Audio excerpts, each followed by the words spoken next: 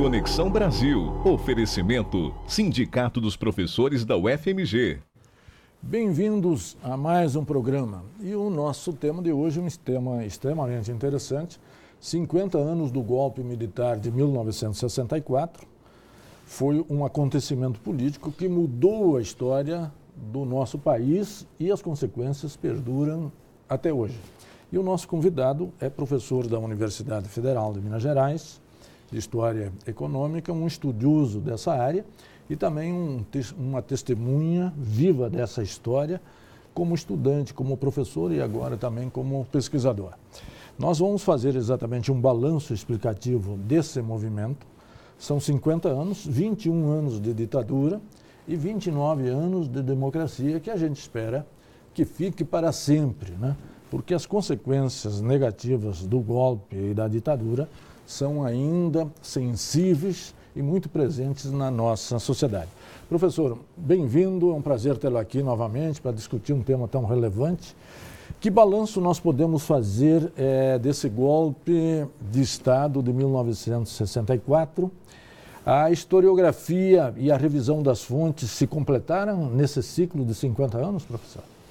Eu acho muito oportuno que você comece a discutir o assunto falando de história. Eu acho que nós temos que situar o golpe historicamente. Perfeito.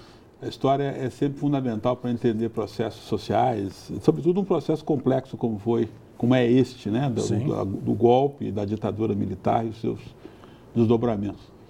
Mas eu vou me permitir fazer um recuo histórico um pouco mais longo. Perfeito.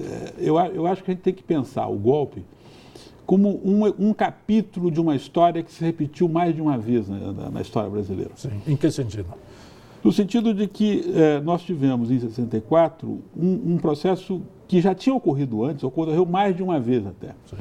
Tem um grande publicista, jornalista do século XIX, vou voltar ao século XIX, chamado Justiniano José da Rocha, que tem um texto muito conhecido chamado Ação, Reação, Transação. Sim. Esse Justiniano José da Rocha era um político, um jornalista e político ligado ao Partido Conservador, na época do Império, e ele, observando a situação política de meados do século XIX, disse o seguinte: o Brasil é um país que se caracteriza por essa tríade. Alguma coisa ocorre, alguém quer, algum grupo social, alguma classe social quer desenvolver alguma coisa, então tem uma ação. Essa ação, se for transformadora, vai receber em contrapartida uma reação, vai haver uma reação a essa ação, e no final vai haver uma transação, uma conciliação. Quer dizer, outra forma de explicar a dialética? Exatamente. Só que a dialética tem sempre um sentido prospectivo. Né? No caso do Brasil... De uma síntese de superação. No caso do Brasil, na verdade, é a reiteração do quê? De privilégios. Né? No caso, o Justiniano da Rocha estava se referindo aos episódios da metade do século, primeira metade do século XIX no Brasil, com as chamadas revoltas provinciais. Né? O Brasil viveu entre 1831 e 1840 uma série de revoltas importantes, populares, algumas, Cabanada, no Pará, Sabinada, Balaiada, a Ivan Farroupilha lá do seu Rio Grande do Sul, enfim, movimentos de rebeldia nas províncias. Perfeito. Isso foi a ação. Sim. A reação foi o quê? Foi a centralização do Segundo Reinado, com Pedro II, o golpe, chamado golpe da minoridade, e a concentração de poderes nas mãos do governo central. Sim. E a transação foi o momento em que essas duas forças se conciliam. Sim. A conciliação no Brasil sempre foi uma forma de conservar privilégios e de excluir aquelas forças e aqueles interesses que iriam mudar. Que nós usamos também com outras categorias, sempre a revolução pelo alto. Pelo alto. No caso de 64, eu diria que acontece de novo o fenômeno. Você tinha uma ação. Ação é o quê? O movimento das reformas de base lideradas pelo governo Jango. Jango, na verdade, ele participa de um movimento muito mais amplo de reformas, de transformações sociais, que vinha desde a primeira metade dos anos 50, a grande greve geral de 53, a criação das ligas camponesas de 55. Talvez possa até se voltar ao 30, com a política de industrialização, a CLT, movimentos afirmativos de direitos sociais. Industrialização e urbanização.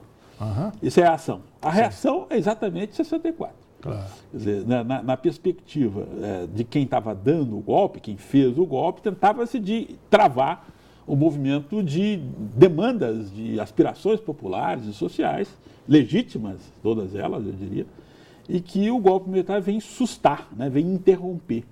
Para o quê? Para no final haver uma transação. A transação se deu, por exemplo, no processo que houve a chamada redemocratização do Brasil. O milagre brasileiro. A redemocratização, eu estou querendo falar a respeito da transação. O que é a transação? É uma redemocratização que, na verdade, não mexe, não altera no fundamental as forças que foram vitoriosas em 64. Sim.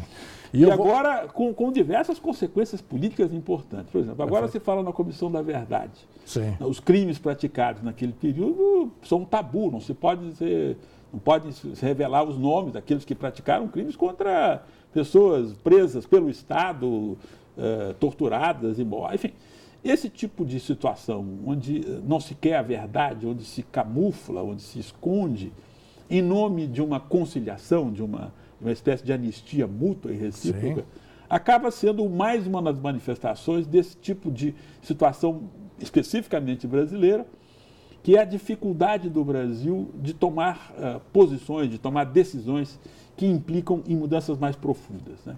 É sempre alguma coisa que ocorre no plano da conciliação e da reforma, de reformas que acabam não reformando grande coisa. Perfeito. No segundo bloco, nós voltamos retomando algumas causas sociais, políticas e culturais do golpe de 64 e também olhando se, digamos, novas interpretações surgiram nesse período dos últimos 50 anos. Um instante só, voltaremos já. Interconexão Brasil. Oferecimento Sindicato dos Professores da UFMG.